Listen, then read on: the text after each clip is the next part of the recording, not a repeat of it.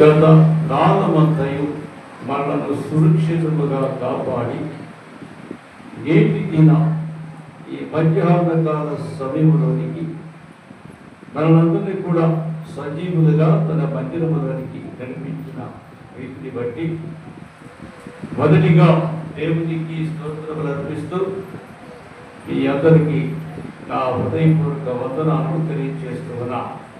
అయ్యా వందనాలయ్యా, మా వందనాలమ్మా. మీరు కూడా వందనాలు చెప్పుకోండి, నాకు వందనాలు చెప్పుకోండి. నా స్తుతి పాత్రుడా యేసయ్యా,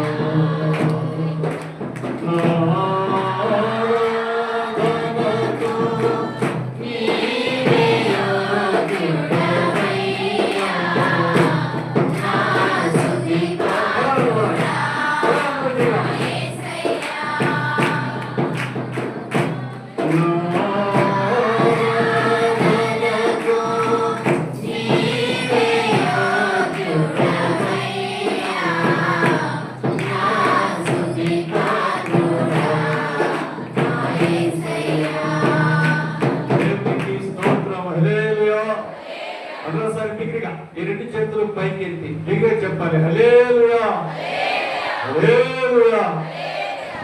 ప్రేమైన దేవుని బిడ్డలారా, మనం కొద్ది నిమిషాలు దేవుని వాక్యాన్ని ధ్యానం చేసుకున్నాం. జాగ్రత్తగా దేవుని మాటల వైపు ఈ మనస్సులను మళ్లించాలి, శ్రద్ధ కలిగి వినాలి.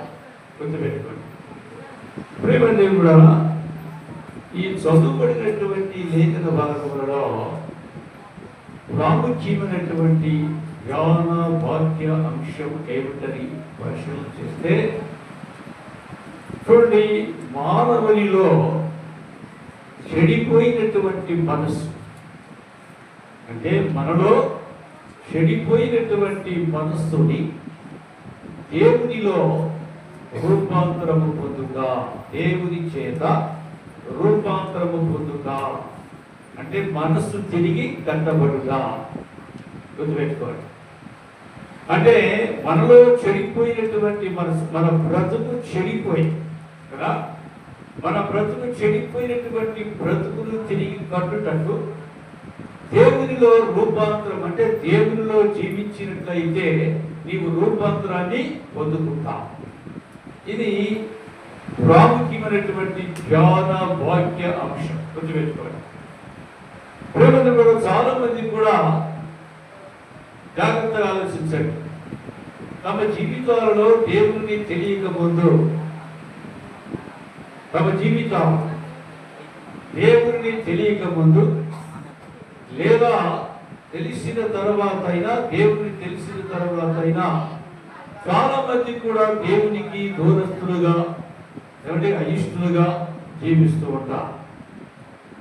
అందును బట్టి దేవుడు కూడా మనల్ని జాగ్రత్తలు, మనల్ని తన పోలికలో తన స్వరూపంలో ఆయన నిర్మించుకున్నాడు. ఆదికాండం 1వ అధ్యాయము 26వ వచనములో దేవుడు మన స్వరూపమందు మన పోలిక చొప్పున అది నరులను చేయదు. దేవునికి స్తోత్రం.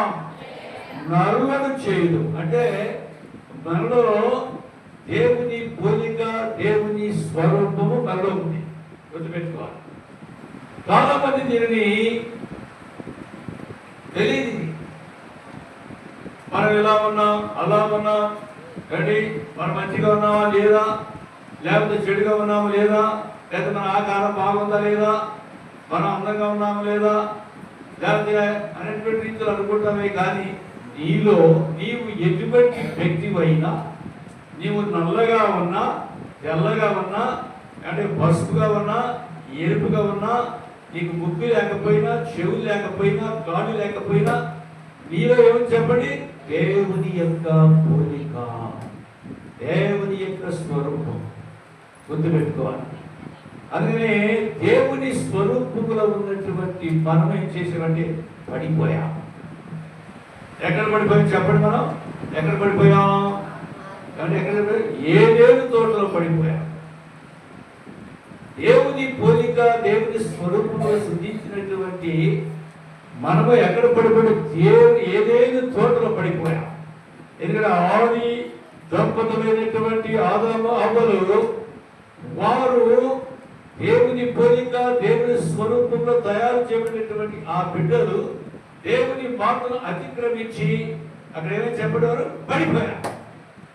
ఆ పడిపోయినటువంటి ఆ చెడిపోయినటువంటి యొక్క జీవిత విధానమే నేటి కాల తరముల వెంబడి ఈ రీతిగా ఛిద్రమైపోతూ ఉంది, ధ్వంసమైపోతూ ఉంది. కనుక దీన్ని బట్టి దేవుడు మనను ప్రేమించి, బాగా వినాలి మాట్లాడకండి, మనను ప్రేమించి ఆయన తన పోలికలు తన స్వరూపములు వల్ల మనలను రూపాంతరము చెందుట కొరకు ఆయన ఇష్టపడ్డాడు.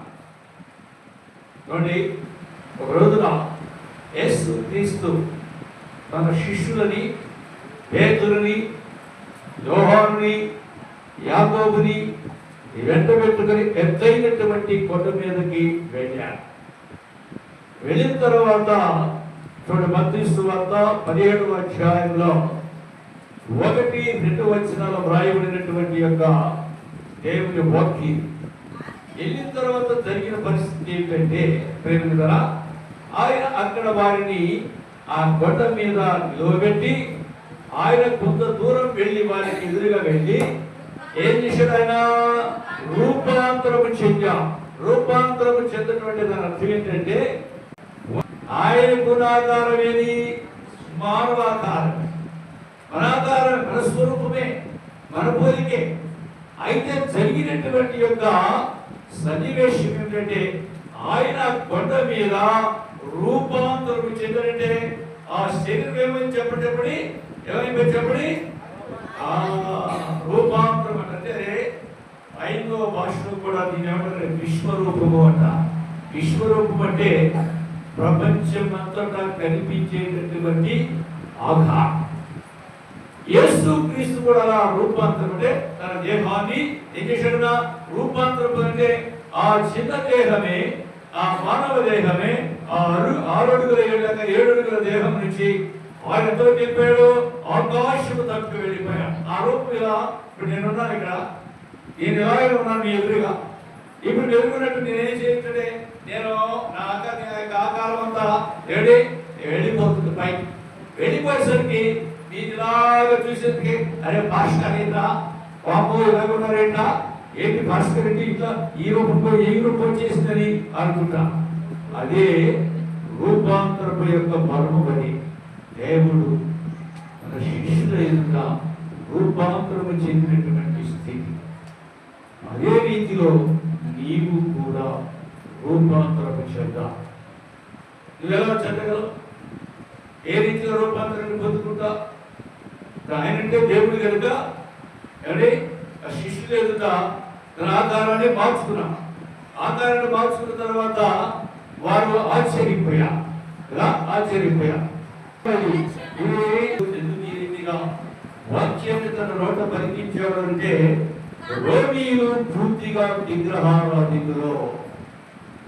రోమీయుల నాటి కాలంలో భగవంతుడు బాగుండి, రోమీయులు ఆనాటి కాలంలో ప్రపంచాన్ని శాసించగలిగినటువంటి యొక్క భగవంతుడు. అటువంటి వారు ఎందుకు వారు ఆయాన వాడు దగ్గరగా 7-8 అడుగులు ఎత్తుతా మంచి పుష్టి కలిగినటువంటి వ్యక్తులు వారు. అటువంటి వారందరూ కూడా వారు ప్రపంచాన్ని శాసించగలిగినటువంటి యొక్క శక్తి కలిగిన వారు. వారందరూ కూడా ఎలాంటి స్వభావం కలిగినటువంటి విగ్రహారాధన. కాబట్టి ఏ స్వభావం అనేది? విగ్రహారాధన. ఆ విగ్రహారాధన చేసేటటువంటి యొక్క రోగిలని దేవుడు మార్చాలని పౌలును పంపించినప్పుడు పౌలు గారు చెప్పినటువంటి వాటి ఏంటంటే సహోదరుడు కాబట్టి సహోదరులారా పరిశుద్ధము దేవునికి అనుకూలమైనటువంటి శిలువ యాగముగా మీ శరీరములను ఆయనకు సమర్పించుకుని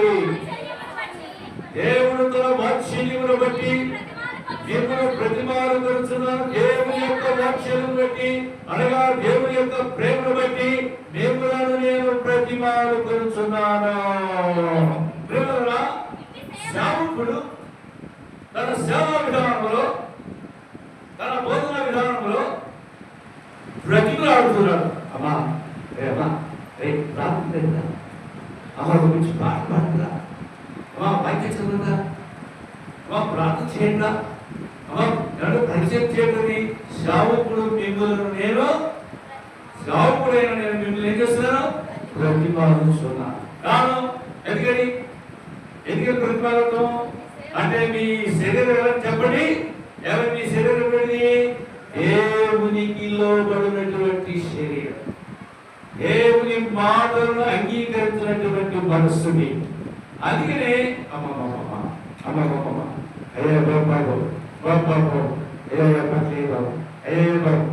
అని ప్రతిమలాడుతున్నటువంటి నా స్థితిని, నా మాటలను బట్టి, దేవుని మాటలను బట్టి మీరు చూడండి, కఠినమైనటువంటి మీ హృదయము ఈ మాటలు చేత పట్టబడి మీరు దేవుని యొద్దకు రావాలని విధానం నేను ప్రతిపాదిస్తున్నాను. అది పోగొట్టున్నా చూడండి, మీరు చదవండి.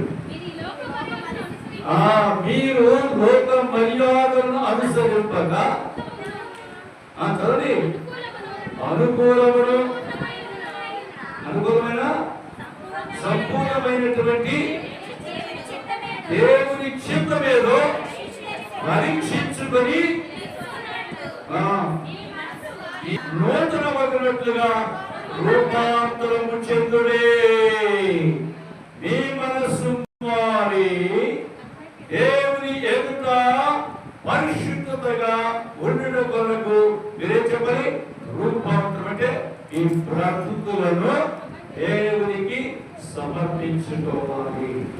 అది పౌలు గారు రోమా సంఘములో ఆయన సంఘమును రూపాంతరపరుస్తున్నా. ప్రేమగా చెందడం అంటే మన జీవితం ఎన్నిలో మనం గమనించాం, తెలుసుకోవాలి. నేను ఎలా ఉంటున్నా, నేను ఎలా జీవిస్తున్నా, ఈ రూపాంతర విధానం ఏమిటి అని అంటే ఇంకా మీకు అర్థమయ్యేలాగా చూడండి. దేవుని పాత్రలు మీకు తెలియపరుస్తాను. ఎహెజ్కేలు గ్రంథములో 36వ అధ్యాయంలో 25, 26, 27 వచనాలు చదవండి. మీ అపవిత్రత యావత్తును పోగునట్లు నేను మీ మీద శుద్ధ జలమును చల్లుదును. మీ అపవిత్రత పోగునట్లుగా, మీ పాపము కడగబడినట్లుగా, ఇదిగో చెడిపోయినటువంటి ఈ మనస్సును నేను పవిత్రపరచబడినట్లుగా, మీ దేహమును నేను కడుగునట్లుగా మీ మీద నేనేం చేస్తాను చెప్పండి? శుద్ధ జలమును చల్లుదును. శుద్ధ జలము చల్లుట అనేటువంటిది దేవుడు మనకిచ్చినటువంటి గొప్ప ధన్యత. ఎలాగంటే అదే బాప్తిస్మం. అదే బాప్తిస్మం. అందుకనే యేసు క్రీస్తు కూడా తన యొద్దకు వచ్చినటువంటి రాత్రులు తన యొద్దకు వచ్చినటువంటి నికోదేముతో కూడా చెప్పినటువంటి మాట ఏంటంటే, యోహాను సువార్త 3వ అధ్యాయంలో 3వ వచనమంటే, ఒకడు క్రొత్తగా జన్మించితేనే గాని, ఒకడు క్రొత్తగా జన్మించితే నీవు రూపాంతరము చెందితేనే గాని, అంటే నీ మనస్సుని కడుగుకొని, నీ శరీరమును కడుగుకొని నీవు శుద్ధపరచబట్టే అని రూపాంతరము చెందుతా. గుర్తుపెట్టుకోవాలి. అందుకే యేసు క్రీస్తు నికోదేముతో చెప్పిన మాట ఏంటంటే రూపాంతరం చెందాలి. ఏమిటా రూపం? ఒకడు క్రొత్తగా జన్మించాలి. ఏమిటా? ముసలివాడైన మనుష్యుడు వల్ల తల్లిగర్భములు జన్మించగలరా అని అడిగితే అప్పుడు యేసు చెప్పిన మాట ఏంటంటే, ఒకడు నీటి మూలముగాను ఆత్మ మూలముగాను జన్మించితేనే గాని దేవుడి రాజ్యమును, దేవుడి రాజ్యములోనికి నీవు చేర్చబడాలి. అంటే నా అర్థం ఏంటంటే ప్రభువులో జీవించాలని ఒక తీర్మానానికి వచ్చాం. గుర్తుపెట్టుకోండి. తీర్మానంకి వచ్చిన తర్వాత మాస్టర్ గారు, నా జీవితంలో నేను ఎంతో నష్టపోయాను, ఇప్పుడు తెలుసుకున్నా, కాబట్టి నాకు బాప్టిజం ఇవ్వండి, నేను ప్రభులో కడగబడాలి అనేటువంటి స్థితిలో నీవు మాస్టర్ గారికి వచ్చి అడిగినప్పుడు, మాస్టర్ గారు నీకు బాప్టిజం ఇచ్చినప్పుడు జరిగిన సన్నివేశం ఏంటంటే, నీవు ఎప్పుడైతే బాప్టిజం పొందుతావో ఆ పొందినటువంటి బాప్టిజం బట్టి నీ శరీరం శుద్ధి చేయబడుతుంది, నీ మనసు రూపాంతరం చెందుతుంది, నీ మనస్సు కూడా మారిపోవాలి. అందుకనే నూతన హృదయమును మీకు ఇచ్చెదను, నూతన స్వభావమును, దేవుడికి స్తోత్రం, హల్లెలూయా. నేను మీకు ఏడుస్తున్న చెప్పండి, ఆయన అన్నాడు, నూతన హృదయమును, నూతన స్వభావమును. నీవు ఎప్పుడైతే కొన్ని శుద్ధ జలము, ఎప్పుడైతే నీవు బాప్తిజం పొందుతావో అప్పుడు నీవు ఏం చేయబడుతుంది చెప్పండి, నీకు చూడండి నూతన హృదయం, నూతన స్వభావం, లోపల ఉన్నటువంటి పాప స్వభావం, అది ఏ స్వభావం? పాపపు స్వభావం. ఆ పాపపు స్వభావము అది పటాపంచలైపోయి ఆ స్వభావం పాత యొక్క జీవితం ఏమైపోయి అది ఏమైపోయింది, మరి ఆ బాప్తిజం పొందినప్పుడు అది పటాపంచలైపోయింది, అంటే అది తీసివేయబడ్డది. అప్పుడు నీకు దేవుడు ఇచ్చాడు నూతన హృదయం, నూతన మనసు. చూడండి, కాబట్టి నేను మీకు రాతి గుండెను తీసివేసి మాంసపు గుండెను నీకు ఇచ్చేదను. ఎక్కడ గుండె గుండె ఎక్కడదామా? ఎక్కడ ఎవరికైనా ఎడం పక్కకి 7 గుండె, గుండె గుండె ఇక్కడ ఉండదు. ఈ గుండె ఇది యొక్క స్వభావం ఏంటంటే, మనలో ఉన్న స్వభావం ఏంటంటే, ఇది ఎప్పుడు కూడా లబ్కక్ లబ్కక్ లబ్కక్ లబ్కక్ అని 24 గంటలు 24 అవర్స్ 24 గంటలు ఇది ఆడుతూనే ఉంటుంది. ఈ గుండె ఏంటి? రాతి గుండె అంటే ఏంటంటే చెప్పండి, ఈ బతుకు పాడుగా, ఈ బతుకు పాడుగా అంటే అసలు చేసే, అసలు నీ గుండె అంటే ఏమి, నీవు రాయిలా ప్రవర్తించేటటువంటి స్వభావం కలిగినటువంటి దాని కనుక, ఎవరు రాయిలా ప్రవర్తించేటటువంటి స్వభావం కలిగిన మనుషుడు కాబట్టి అందుకని చెయ్యి అని అంటారు. అదేమి, మన మాటలు మన క్రియలు ఎలా ఉండాలి చెప్పండి, మంచివిగా ఉండాలి. అందుకని మన స్వభావం ఎలా ఉండాలి చెప్పండి, నూతన పరచబడాలి. చెప్పండి, నూతన పరచబడాలి. ఇదిగో నా పిల్లను మీలో ఉంచి, ఇదిగో మీరు ఆ రీతిగా ప్రవర్తన చేయవలనని నేను కోరుకుంటున్నాను. నేను దేవుని ఆజ్ఞ మీకు ఇస్తున్నా, నాకు మీకు సాధారణంగా మీరు నడవాలి. అది రూపాంతరం చెందుతారు. గుర్తుంచుకోండి, రూపాంతరం చెందటం అంటే అది. అందుకని మనం ఏం చేస్తున్నాం అంటే, మన జీవితాలు ఎప్పటికప్పుడు కూడా రూపాంతరం చెందటం అంటే దాని అర్థం ఏంటంటే, మన జీవితంలో ఎప్పుడైతే తప్పిపోతామో అనుకునే రీతిగా ఆ తప్పిపోయేటువంటి యొక్క స్థితిలో మనం ఏం చేయాలి, దేవుని పాదముల యొక్క మోకరిల్లి కన్నీరు కారుస్తూ, ప్రభువా అయ్యా నన్ను క్షమించు, ఇదిగో నేను తప్పిపోయా, ఈ ఆజ్ఞని మీద ఈ మాటల మీద నన్ను క్షమించు అని నీవు కన్నీటితో ఎప్పుడైతే దేవుని చెంత అంటే మోకరిల్లి ప్రార్థిస్తావో అప్పుడు దేవుడు నీ పాపాలను క్షమిస్తావు. క్షమించిన తర్వాత నీవేం చేస్తావు, నూతన స్వభావాన్ని పొందుతున్నావు. కనుక ప్రేమలురా, అందుకని దేవుడు కూడా మనల్ని ఎప్పుడు కూడా లోకంలో పరిశుద్ధులుగా ఉండాలని కోరుకుంటాడు. ఆయన గుర్తుపెట్టుకోండి, ఆయన పిల్లలు ఎలా ఉండాలి చెప్పండి, పరిశుద్ధులుగా ఉండాలి. అందుకని మొదటి దశలోని పత్రిక 4వ అధ్యాయం 7వ వచనంలో చూడండి, అక్కడ ఏమని దేవుడి సమీపంలో చూద్దాం సార్. పరిశుద్ధులగుటకే దేవుడు మనల్ని పిలిచెను గాని ఏమంటారు చూసారు చెప్పండి. పరిశుద్ధులుగా ఉండుటకు దేవుడు మనల్ని పిలిచేది కానీ అపవిత్రులుగా ఉండుటకు ఆయన మనల్ని. దేవునికి స్తోత్రం. హల్లెలూయా. దేవుడురా, దేవుడు మనల్ని పరిశుద్ధులుగా ఉండటం కొరకు పిలిచా. ఇప్పుడు వ్యభిచారములో పట్టబడిన స్త్రీ దేవుని యొద్దకు ఆమెను తీసుకొచ్చిన కూడా ఈమె వ్యభిచారములో పట్టబడ్డది. ఇదిగో మోషే ధర్మశాస్త్రం ప్రకారం రాళ్లతో కొట్టి చంపాలి అని అందరూ రాళ్ళు పట్టుకుని వచ్చాము. యేసుక్రీస్తు దగ్గరికి వచ్చాము.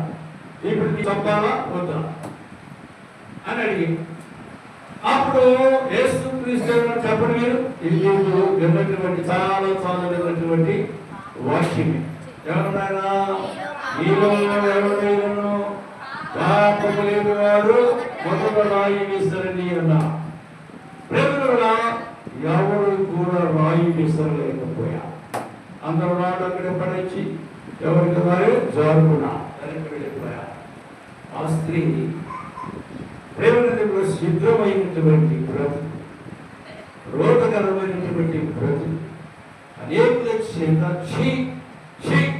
దీని బ్రతుకు పాడుగా దీని మొహం చూస్తేనే పాపం, ఇది పలకలేయకూడదు అనేటువంటి స్థితిలో ఎవరు ఆనాడు ఆ స్త్రీని గురించి ఆశ్రయించుకున్నా కదా, ఆశ్రయించుకున్నా ఎవరో చూడాలి.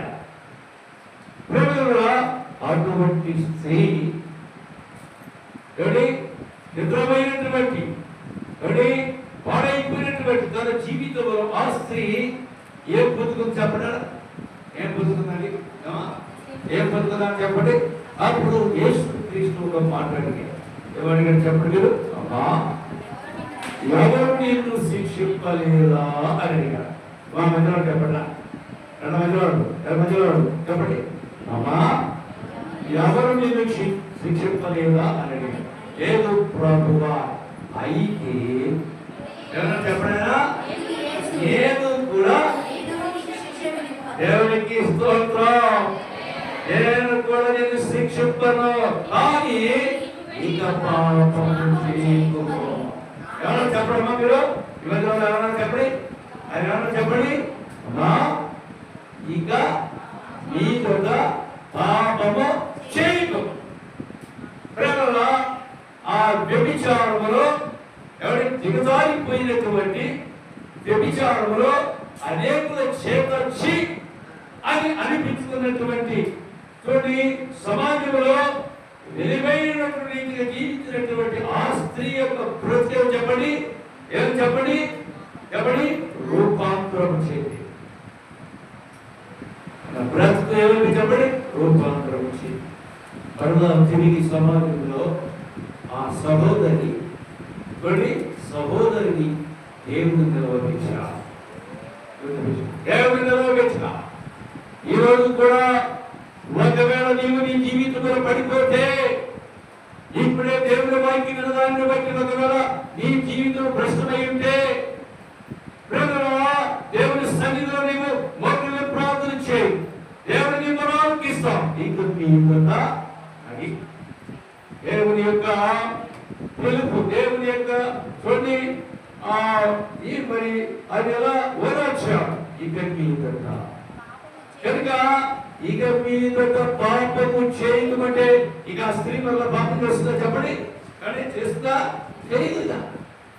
సమాజంలో కలిసిపోయి సాక్షి నిలబడని బాబు ఈయన ఎప్పుడు మార్పు చెందిందిరా, ఈయన బతుకుతో భయపు ఎవరు బాగానే ఉన్నారు అని అనుకునేటువంటి స్థితిలో అవమానపరిచినటువంటి ఆ ప్రజలే ఆమెను ప్రేమించి ప్రేమగా ఆనుమాదిరిగా వారు కూడా మార్పు చెందుతారు. కనుక మన జీవితంలో మనం కోరుకునేది అదే. దేవుడు మనల్ని కోరుకునేది అదే. ఏమిటిది? నీవు రూపాంతరం చెందాలి, నీ బ్రతుకు సరి చేసుకోవాలి. ప్రేమ వాక్యాలు చూద్దాం. చూడండి, పేతురు రాసినటువంటి మొదటి పత్రిక 2వ అధ్యాయము 3వ వచనం. పేతురు రాసినటువంటి మొదటి పత్రిక 3వ అధ్యాయము 2వ అధ్యాయం 3వ వచనం.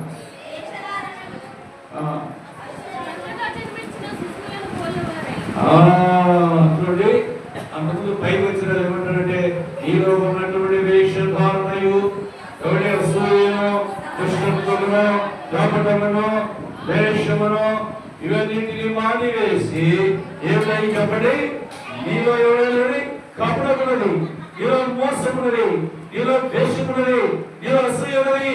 కాబట్టి నీలో ఉన్నటువంటి ఈ చెడు గుణాలని మానివేసి నీవేం చేయాలి? క్రొత్తగా జన్మించినటువంటి శిష్యులు పోలిన వారై. దేవుడికి స్తోత్రం, హల్లెలూయా. క్రొత్తగా జన్మించినటువంటి శిష్యుడు.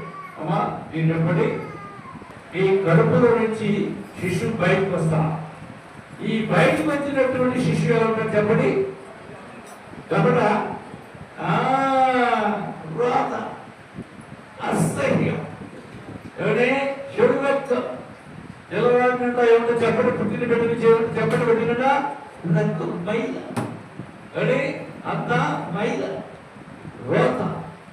కానీ ఈ మైల చేత, రోత చేత, అసహ్యం చేత, ఎవరి చెడు రక్తం చేత చుట్టబడినటువంటి ఆ బిడ్డని చూడండి మనం ఏం చేస్తున్నాం? కరగబడుతున్నాడు ఆ బిడ్డ. ఇప్పుడు నీవు కూడా నీ జీవితంలో రోత చేత, మైల చేత, పాపం చేత చుట్టబడినటువంటి నిన్ను దేవుడు బాప్తిజం ద్వారా కడుగబడి, నువ్వు కడుగబడి ఏమవుతుందో చెప్పండి, రూపాంతరం చెందుతున్నావు. ఎవరి ఏం చేస్తున్నా చెప్పండి, క్రొత్త జన్మ ఎత్తుతున్నా. గుర్తుపెట్టుకో. ఇలాగనే ఈ శిశువు, క్రొత్తగా పుట్టినటువంటి శిశువు ఎవరు చెప్పండి, అతను కడుగబడి, క్రొత్తగా జన్మించిన శిశువు కడుగబడి ఎలా ఉంటాడు చెప్పండి, రూపాంతరం. కాబట్టి ఆ పొందుకున్నటువంటి స్థితిలో నీవు కూడా రూపాంతరం చెంది అంటే శుద్ధి చేయబడి వాక్యం అనే పాలన నీవు అని గుర్తుపెట్టుకో. వాక్యం అనే పాలన అనగా వాక్యం అనేటటువంటి దేవుని మాటని నీ హృదయంలో ఓడించి నీ దేవుని ఆజ్ఞానుసారముగా జీవించినటువంటి విధానమే రూపాంతర జీవితం. గుర్తుపెట్టుకోవాలి. కనుక ప్రేమగా ఎవరు కూడా దయచేసి జీవితంలో విసుగు చెందరు, జీవితంలో దిగదారిపోవరు. ఎందుకంటే మనల్ని ఆదరించినటువంటి దేవుడు, మనల్ని ప్రేమించినటువంటి దేవుడు.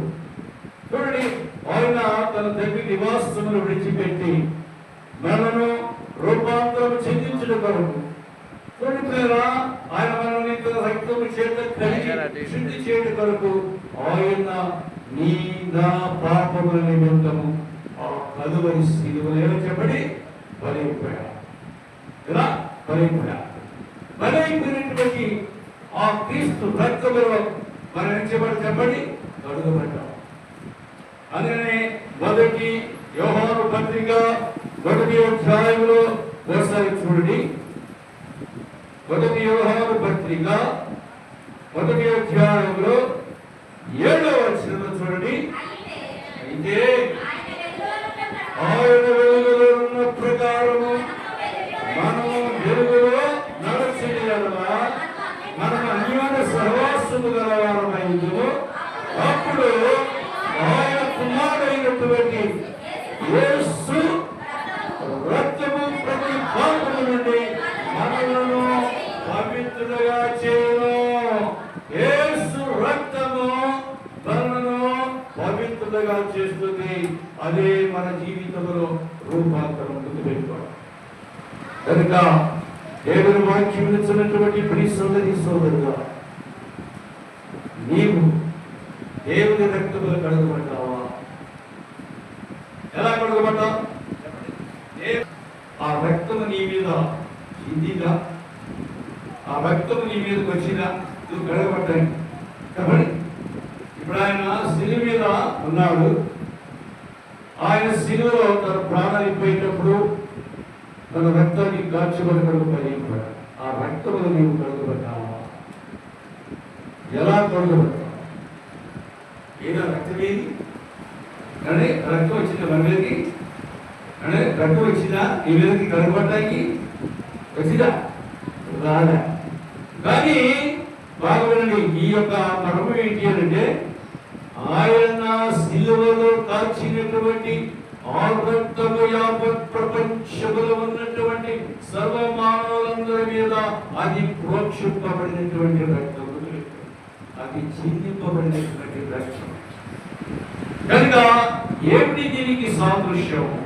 బాగా వినండి, ఇశ్రాయేలీయులు పాపము చేసినప్పుడు వారు చేసిన పనేమిటి అంటే ధర్మశాస్త్ర ప్రకారం. దీని ప్రకారం ధర్మశాస్త్రం. ఎవరిది ధర్మశాస్త్రం? ఎవరిచ్చా అంటే యెహోవా దేవుడు సీనాయి కొండ మీద మోషేకి ఇచ్చిన 10 ఆజ్ఞల గ్రంథమే ధర్మశాస్త్రం. అదే పాత నిబంధన. అదే పాత నిబంధన. మన బైబిల్లో ఆది కాండం నుంచి మలాకీ గ్రంథం వరకు ఉన్నటువంటి ఆ పుస్తకాలు అవి ఆ గ్రంథాలు అవి పాత నిబంధనకు చెందినవి. ఈ పాత నిబంధనటువంటి ధర్మశాస్త్రంలో జరిగిన సన్నివేశం ఏంటంటే, అప్పుడు ఇశ్రాయేలీయులు ఎవరైనా తప్పు చేస్తే వారు కోడెలు కానీ మేకలు కానీ ఎద్దులను కానీ గొర్రెలను కానీ దేవుని సన్నిధికి తీసుకుని వచ్చి ప్రార్థన చేయించుకొని యాజకుడి చేత ప్రార్థన చేయించుకొని నీ పాపం చేశాను, ఇదిగో నా పాపం కొరకు, ఇదిగో నేను గొర్రె పిల్లలు తెచ్చాను కాబట్టి దీని రక్తాన్ని నా మీద అని ఆ రీతిగా వాడు పాప ప్రోక్షణ రక్త ప్రోక్షణ అంటే తనదిగా ఉన్నటువంటి రక్తం చేత ఆ గొర్రె పిల్లల రక్తాన్ని ఎదుటి యాజకుడు వారి మీద చల్లి ఇక నీ పాపం పోయింది పోవాలని. అదే స్థితిలో పాత నిబంధన కాలంలో దేవుడైన యెహోవా ఏర్పాటు చేసినటువంటి మొదటి ధర్మశాస్త్ర సిద్ధాంతం. అయితే ఇప్పుడు క్రొత్త నిబంధనలకు వచ్చేసరికి జరిగిన సన్నివేశం ఏమిటంటే, ఇప్పుడు ఆ ధర్మశాస్త్రంలో ఉన్నటువంటి యొక్క ఆ సూత్రాన్ని ఆ పద్ధతిని దేవుడు చేసినట్టే దానిని మార్పు చేశాడు. ఎలా మార్పు చేశాడంటే తన కుమారుని మన కొరకు సిలువలో పనిచేశాడు. అది దాని అర్థమని. అందుకని ఇప్పుడు పాత నిబంధన ఎలాంటిది అంటే, ఇప్పుడు అది మనం చదివేటప్పుడు బాగా చదివేటప్పుడు దాని యొక్క సూత్రాలు ఆ యొక్క మత విధానాలు అవన్నీ కూడా మనల్ని ఏం చేస్తున్నాయంటే, మనము చదివినటువంటి ఆ పాత నిబంధనను బట్టి ఆ సారాంశంతో కూడా నూతన నిబంధన అంటే క్రీస్తు యొక్కని కనిపిస్తుంది. అది దాని ఉద్దేశం. కాబట్టి ప్రేమ అందుకనే గలతీ పత్రిక 11 ఆ పాత నిబంధన ధర్మశాస్త్రము అది మనకు పాల శిక్షకురాలు ద్వారా క్రీస్తు యొక్కకి నడిపించుటకు అది పాల శిక్షకుడు. అందువలన ప్రేమ మనకు రూపాంతరము చెందడానికి దేవుడు ఏర్పాటు చేసినటువంటి మార్పు కనుక గుర్తుపెట్టుకున్నాం మన జీవితాలు. ఎందుకంటే చూడండి, యేసు క్రీస్తు రక్తంలో కడగబడినటువంటి మనము దేవుని యొక్క స్వరూప మనం పోగొట్టుకున్నటువంటి కదా, మనం పోగొట్టుకున్నటువంటి ఆ దేవుని స్వరూప ఆ పోలిక మరలా తిరిగి మనం పొందుకొని వాడే అయిన తట్టు తిరిగి ప్రార్థించేటటువంటి పరిశుద్ధ పట్టబడినటువంటి చెడుగా ఆయన విడుదల మనం జీవించాలని ప్రభు మనకు శ్రమిస్తున్నాడు. గుర్తుపెట్టుకోండి, ఎవరు కూడా దయచేసి ఈ జీవిత విధానంలో దేవుని చేత పట్టబడి దేవుడు జీవిస్తున్నటువంటి మనము మరలా తిరిగి వెనక్కి వెళ్ళకూడదు. గుర్తుంచుకోండి, మరలా వెళ్ళకూడదు. ఒకవేళ నువ్వు వెళ్ళేవారు కంటే దేవుని యొక్క స్వరూపాన్ని పోగొట్టుకుంటా, దేవుని యొక్క పోలికని పోగొట్టుకుంటా, భ్రష్టుడుగా మిగిలిపోతాం. కనుక అటువంటి స్థితిని మనము కొని తెచ్చుకోకపోవడం, ప్రభువుని జీవితం, ప్రభువుని మనం ఆయన కొరకు నూతన రూపాంతరాన్ని పొందుతున్నాం. దేవుడు తన మాటలని మన వీటిలో జీవితులుగాక మనం ప్రార్థన చేసుకున్నాం.